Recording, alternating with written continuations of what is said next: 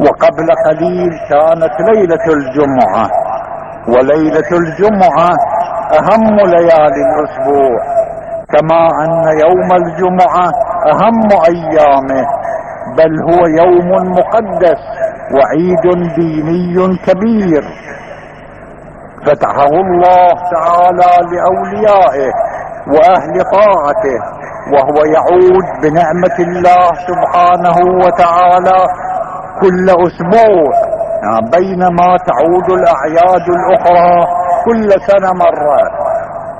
فأنا أسألكم، كم منكم قرأ في ليلة الجمعة هذه دعاء كميل؟ أنت ارجع إلى نفسك لتجد الجواب واضحا بينك وبين ربك. فإن كنت فعلت فاحمد الله على هذه النعمة، كما قال تعالى: الحمد لله الذي هدانا لهذا وما كنا لنهتدي لولا أن هدانا الله. وإن كنت لم تفعل فاعلم أنك محروم وغير مرحوم، وأن من فعل ذلك أفضل منك وأولى بالثواب.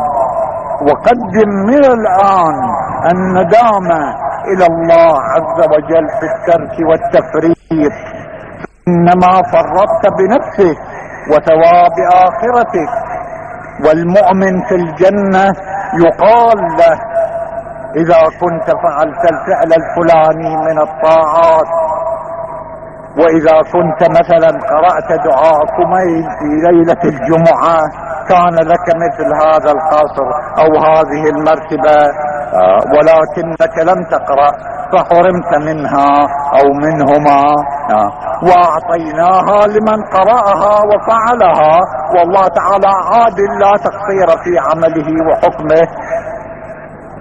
فيندم المؤمن في ذلك الحين ويتحسر وهو في الجنة، فذلك هو يوم الحسرة والندامة.